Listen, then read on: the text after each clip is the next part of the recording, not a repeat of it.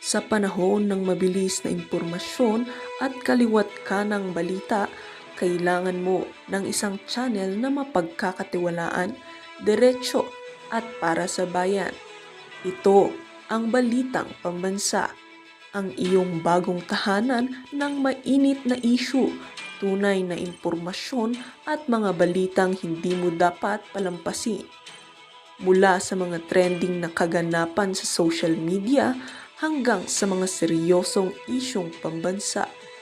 Bantay kami sa bawat sulok ng bansa para sa iyo. Hindi lang basta chismis, kundi validated news, mga impormasyon na may batayan at mga kwento ng tunay na buhay Pilipino. At kung gusto mong laging nauuna sa kaalaman, huwag kalimutang mag-like, mag-share at higit sa lahat, mag-subscribe. Dahil sa Balitang Pambansa, balita mo, boses mo, bayan natin ito.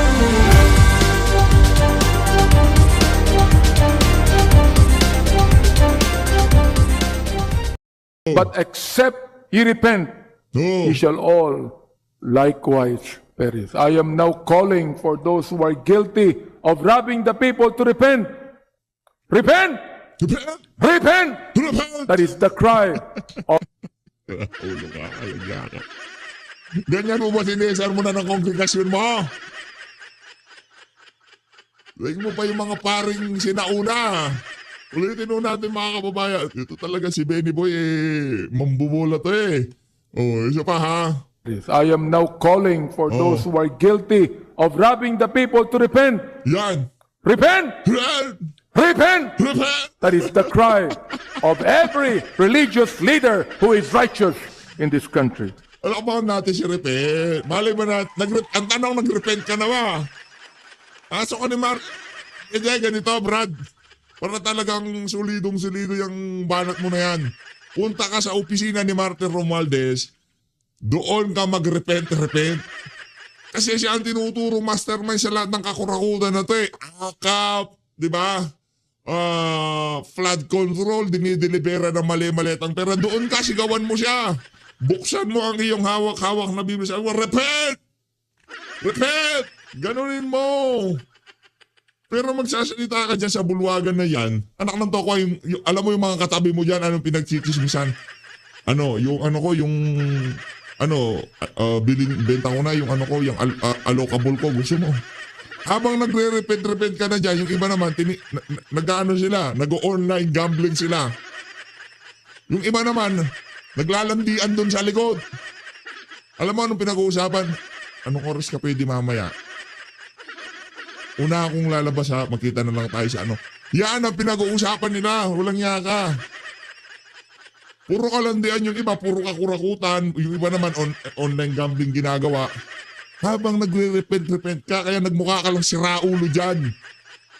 Okay naman yan, Benny Abante, walang problema yan. Ngayon naman, yan namang nagpa-repent itong si Benny Abante, nagpabibo siya dyan sa House of Representatives.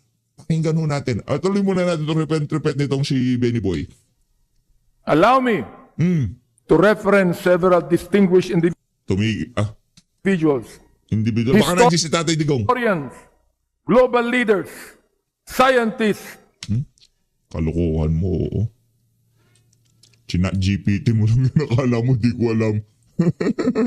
Chinat-GPT mo lang yun Para magmukhang banal at batalino. Yan ang gagawin ni Benny Boy.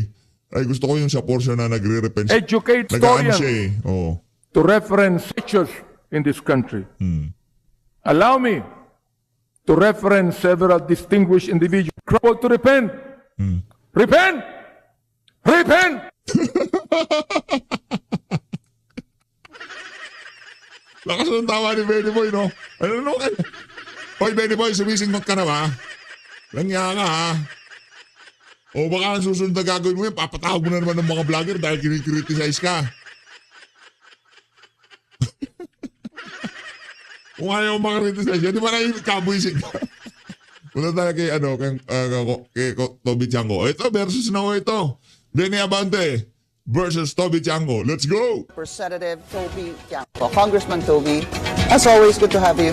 Yeah, Thank you for good your time. evening. Thank you. All right, let's start with the impeachment complaints. Medyo mabilis po yung pag-usap nitong impeachment complaints as compared to the impeachment complaint last year. Which is a good laban kay sign, no? Vice President Sara Hindi nila Duterte. inubos yung 10 session days bago i-refer sa plenary at i-refer sa 3 session days para i-refer sa Committee on Justice. No? In one day, nagawa lahat yon. So from referral to the plenary and Right. referral to the Committee on Justice, because one technically session day dapat lang. meron pa silang 10 business days, no? 10 session days. Sorry, 10 session days to actually refer it to the Committee on Justice. Pero No, first, 10 session days from the time the Speaker receives it, 10 session days to refer it to plenary first.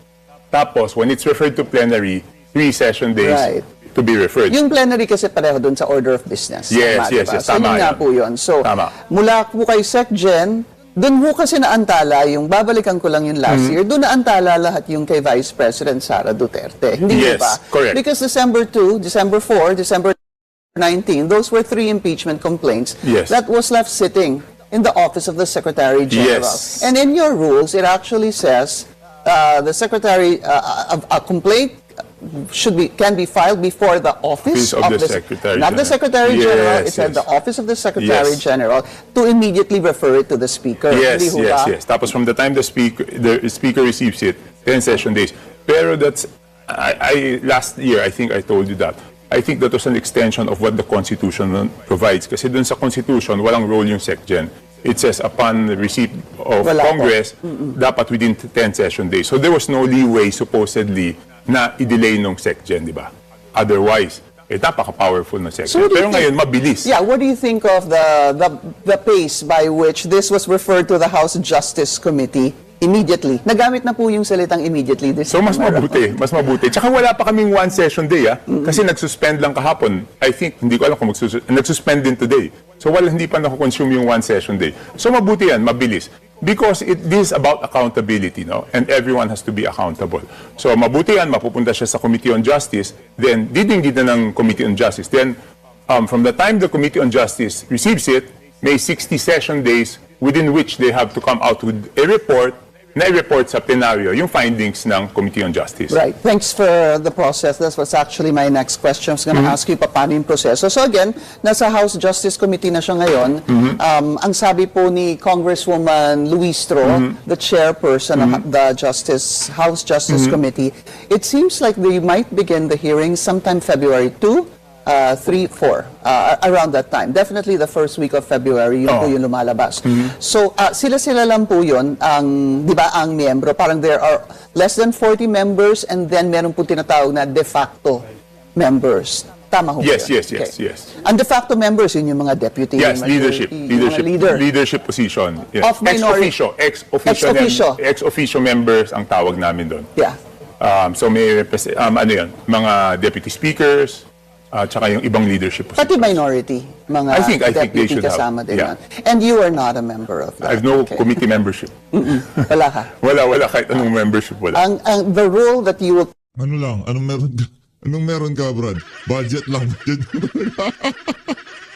Ang bira talaga tong si ano, oo.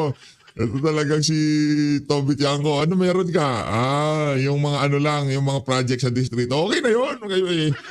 Wala nang ano, chairmanship, pwede na yun. Ang bira kayo. possibly play is kapag nagkaroon na po ng committee report, sabihin po nating found sufficient inform and substance, there will be a committee report presented to the House members Yes, in plenary. in plenary, by which they would need, or they would need one-third votes to One-third, be so able 106. to 106. Yeah, 318 kami. Tama ba yung math ko? 318 divided by 3. So 106. 318, oo. Yeah, 106. Tama. Oh, 106. 107 siguro. Six. Baka. Okay. All right. So around that number. Let's talk about the allegations. Ang dalawa po kasing impeachment complaint na ipinasa po sa House Justice Committee. The first one by Attorney De Jesus. Hindi, basta Congressman Nisay, Jet Yes. Nisay, and the second one by the Makabayan Duck. That's right. Congressman Tino. Just to siguro separate both, no, Congressman Toby, yung doon po kay Attorney De Jesus nga po, the allegations are yung betrayal of public trust, etc. Pero yung nakasulat na sinasabing pagkakamali ng Pangulo is the kidnapping and surrender of Fprrd, that's Okay. number one.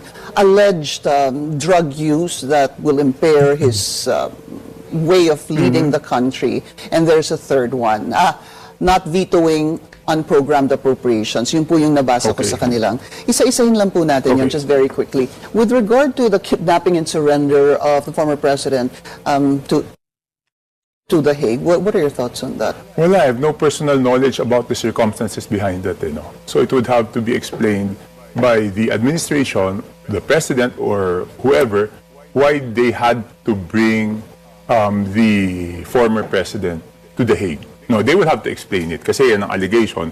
So kailangan nilang sagutin yung allegation na yan. But I have no personal knowledge kung ano yung circumstansya sa likod nun, kung bakit kinailangan nilang dalhin sa But Hague. you've been a member of the House, hindi ho ba? And kayo din po, together with the Senate, if I'm not, definitely the Senate, ang nag-include po sa atin sa Rome Statute na pinayagan po tayong to participate and to be part of Yeah, the but I ICC, think there hindi ho are ba? arguments there because yung sinasabi ng iba, wala na yata tayo, di ba? I think that was the claim of the other side. Right. No?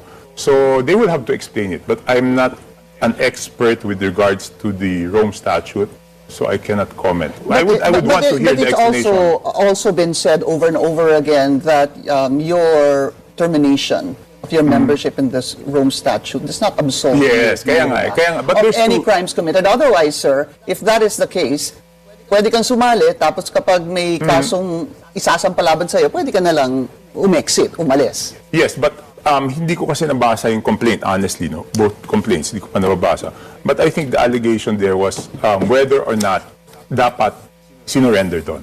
They were not questioning whether or not we were members sa Rome Statute, whether or not Right. dapat The dinadala kidnapping doon. and surrender Yes, of FPRRD. supposed kidnapping. So I'm not in a position to, I would have to listen carefully doon sa explanation ng representative Okay. ng presidente pagdating sa bagay niya. Let's talk about the one doon po sa Makabayan Block naman. Medyo, ito po, it's quite long.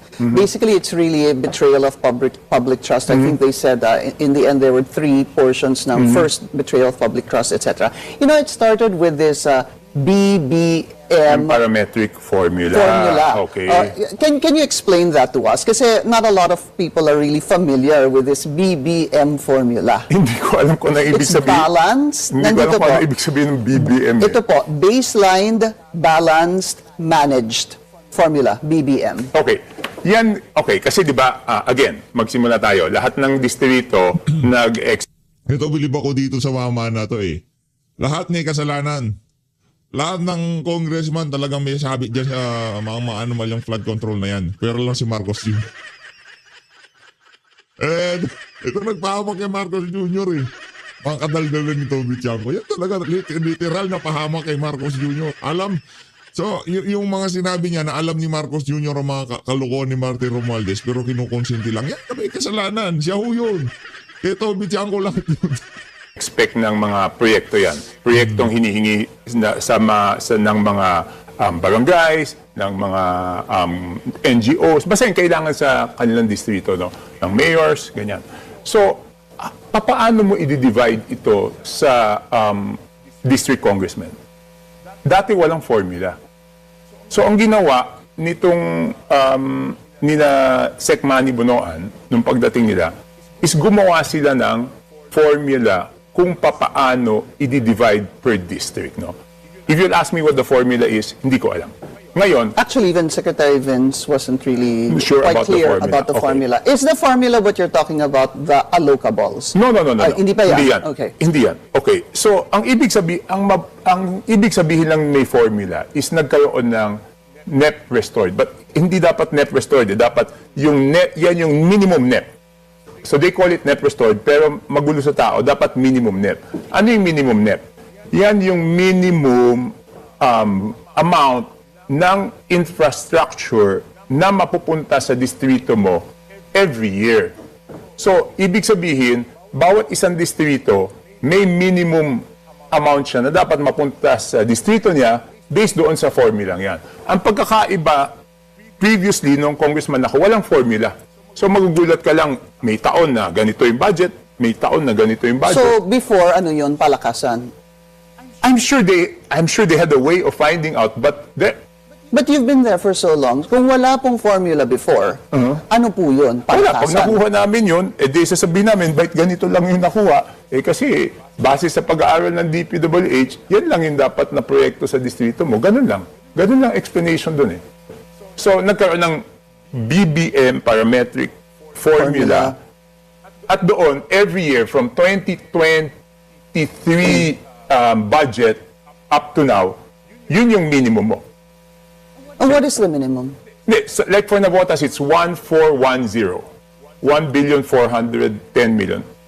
1,410 or 1,460, I'm not sure. Okay. But it's that. So that's the minimum that your district is assured of. But does that mean that, just to be clear about it, kasi sabi mo, bawat distrito may minimum. Kayo po, ang nakuha nyo, lagay na lang natin sa 1.4B. Sa NEP yan, sa NEP. Pa sa NEP. Sa NEP, oh. That is your minimum. Ibig sabihin, that's the least you can get. Yes, Paano po yes. yung iba? Ano po yung minimum nila? And where do they Ang average formulate dyan, that formula? if you will compute it based on simple average, ang average niyan is about 2 point something eh. Kung dinivide mo yung total ng NEP doon sa number of congressmen, ang makukuha mo dyan is 2 billion something. I see. So if it was an equitable distribution of what is in the NEP, what you're saying is each congressman should get 2B. No, it cannot be that way, Pinky, because syempre, mas malaki mapupunta doon sa mga less developed. Kasi mas marami silang kailangan is infrastructure. I was just clarifying, you were saying simple math. Hindi, ang ginawa ko lang, tinotal ko yung lahat ng NEP, tapos dinivide ko sa numero ng distrito, ang nakuha is 2 billion something. Yun yung sinasabi Yung sinasabi simple kong math. average. Okay. On the average, ganyan yan. So, kaya lang may mas malaki, kasi nga, sabi ko, yung DPWH projects, yun naman ang tumutulong sa mga mahihirap na lugar. So, natural, mas less developed yung lugar, mas maraming malaki. kalsadang kailangan ipagawa. Mas develop yung lugar, mas konti yung kailangan ipagawang mga proyekto ang DPWH. Okay, so balikan po natin yung pinag-uusapan natin, baseline balance managed formula. Hindi ko alam sino nag-invento nung It's part nung of acronym na yan. It's part of the complaint of the Makabayan Bloc. So, Okay. maliban po dyan, parang dyan po kasi nag-uumpisa the budget of the president. So, Pero basic, dyan kasi, I don't see where the corruption there is. Wala akong nakikitang corruption dyan because it's allocation of amounts. And yung amount na yun ang lalagyan mo ng proyekto. all right, let me just read parts of it. Ang sabi po nila, most systemic, brazen, and devastating scheme of corruption to plague the Philippines, infra spending from 2022 to 2025. But let's be fair here. I mean, let's be accurate na lang. Pagdating po ng 2022, hindi naman po yun talaga ang budget ni Yes, BBM, inabutan hindi yun ho eh. ba? Yeah, because Inabutan na lang niya yung budget Yes, na yun. okay. Correct. So actually, the BBM's budget is the 23. Right. Doon talaga siya nag-umpisa from scratch. Okay. And then it also, so again, the allegation is betrayal of public trust, no? I will just, siguro best to, kasi mahaba ho siya, talk about some of the allegations here. Most credible testimony directly implicates the president as the architect. Yan po nakasulat, and beneficiary of this scheme. Former Ako Bicol Representative Zaldico has alleged that the president ordered the insertion of 100 billion in projects, ito po yung lumabas dun sa video niya, providing a list of such projects. Such insertions have been subsequently validated as these do not appear in the NEP but appear in the GAA. I'm just gonna stop there. Yun po yung one of the allegations. So ginamit po nila dito yung sinabi po ni Zaldico doon sa kanyang video testimony na nag-utos ang Pangulo ng 100 billion pesos na insertion. And here's where they're basically saying that it appears to be accurate because it was not in the NEP but it was in the GAA. Yes. Care to react to It was not in the NEP, it was in the GAA, is definitely an insertion. Pero ang sabi ni Saldico, utos ng Pangulo. Pero anong proof ni Saldico na utos? Di ba? Wala naman siyang proof. Ang maliwanag doon, ginawa niya insertion. So kaya nga, dapat si Saldico talaga ang mapauwi dito, di ba? And again, nasabihin ko, hindi naman pwedeng gawin niya ni Saldico nang hindi alam ni Martin Romualdez. Former Speaker Martin Romualdez. So silang dalawa yung dapat mapanagot dyan, di ba? Okay, another one is yung sinabi po ni former DPWH Undersecretary Roberto Bernardo, where basically he confirmed the budget insertions ordered by the President and delivered 8 billion of kickbacks. Ito po, for the President via armored vans through the Department of Education, Undersecretary Trigiv Olaivar, and Undersecretary Adrian Bersamin from the Office of the Executive Secretary. No, okay. Ang intindi ko dyan, hindi sinabi ni Bernardo, sinasabi ni Bernardo na hindi totoo yung sinasabi ni Saldico na nag-deliver siya ng pera para sa presidente kasi sinasabi ni Yusek Bernardo na yung projects na sinasabi ni Saldico, siya yung nag-deliver ng pera to different persons. Yung kay Trigiv Olaivar. Yun ang sabi ni and Bernardo. So hindi, kung yan yung sinulat nila dyan, medyo nagkamali sila siguro ng interpretasyon dyan dahil hindi sinabi ni Bernardo na dineliver niya kay Presidente. Kung hindi, sinasabi niya na hindi totoo yung sinasabi ni Saldico na nag-deliver si Saldico kay Presidente para doon sa mga proyektong yon dahil sabi niya siya yung nag-handle ng mga proyektong yon at hindi niya kay Presidente dinala yung pera. Right. All right. We just need to take a very short break. We'll continue our discussion with as mentioned a while ago, medyo mahaba po yung complaint. Okay. Idadagdag ko na lang po ito. In a video statement released November 15 and 16, this is again the complaint of Makabayan Block. He denied receiving money himself, referring to Saldico, stating that all insertions went to the President and to Romualdez, and that he merely facilitated deliveries. And basically, sinabi niya that, well, he displayed photographs of suitcases allegedly containing cash delivered to Speaker Romualdez and President Marcos Jr. No, he said, okay, medyo, kung yan na naman yung sinabi na, medyo inaccurate yan. I am just reacting to what you're reading. Kasi ang natatandaan ko, ang sabi ni Saldico doon sa video niya, dinideliver niya kay Martin Romualdez na sinasabi ni Martin Romualdez na kahati si Presidente. Yun yung sinasabi ni Saldico. He never said in his video na he delivered directly to the President. So hanggang kay Martin Romualdez, kasi yung huling sinabi niya, yung huling video, natatandaan ko yun, ang sinabi niya, dinala niya sa 30 Tamarind, di ba? It's the same 30 Tamarind na doon sa Senate Blue Ribbon Committee, lumalabas na binili ng isang korporasyon na Golden Pheasant Corporation na a certain attorney Paras is the common denominator between that company and other companies of Martin Romualdez. Anyway, So because hindi direct sa presidente. madami ho kasi, well, of course, ang dami po ng video ni Saldico that was also used here, among other things. I guess, ang hirap po kasi isa-isahin din to, maubos yung oras natin. Do you honestly believe, Congressman, that there will be a true look into the substance of the complaints filed by both parties? Yes, we have to. We have, Congress has to. Kasi accountability yan eh. Sabi ko nga, no one is, di ba?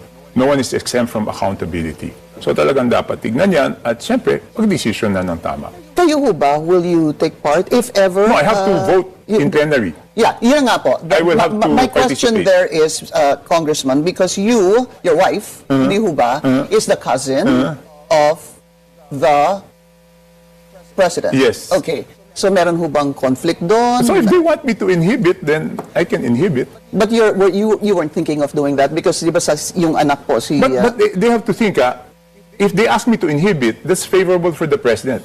Because hindi ako pwede bumoto ng... Parang kakampi ka kasi sa Pangulo. Oo, ganon. di ba? So pag pinag-inhibit nila ako, ibig sabihin, favorable yun sa Presidente. Kasi pag nag-inhibit ako, hindi ako pwedeng masama doon sa hinahabol nilang 106. Di ba? So yung pag-inhibit But personally, do you feel that you need to, you have to, or you should?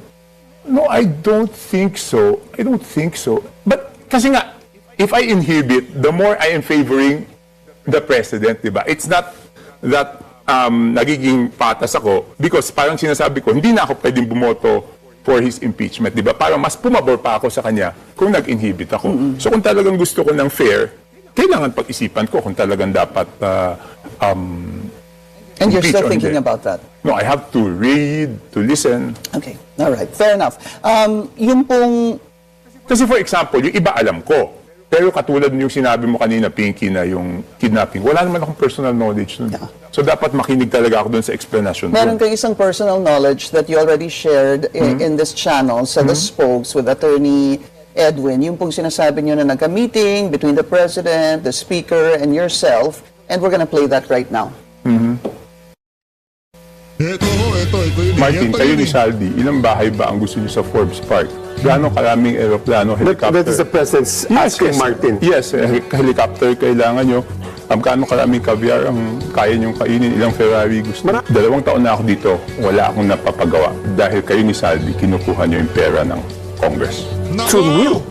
Nako, matindi yan. Oh, hindi pa ba ano yan? Hindi pa ba betrayal of public trust yan? Alam na niya kung sino yung mga sinasabihan niya na mahiya naman kayo. Harapan niya na palang kinompronta. Mahiya naman kayo. Anong nangyari? Walang nangyari. Hindi mo sinabi niya. Buong klase ha. That kind of statement, Congressman Toby, does that make the President complicit? Basically, to my understanding is that he knew there was something wrong with the budget, yet he signed it. Does it make him complicit? Hindi. Okay, teka muna ha, Pinky, tanongin muna kita. Sigurado ka ba wala yun dun sa 2 complaint?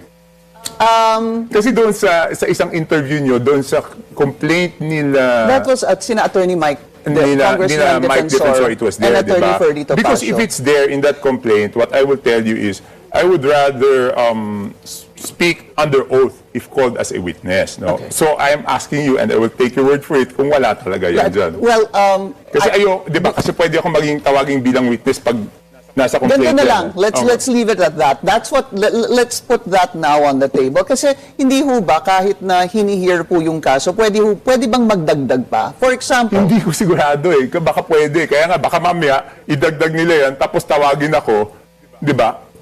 Eh, magiging witness ako doon. So, I'm willing to say whatever I have to say. I'm willing to say the truth under oath.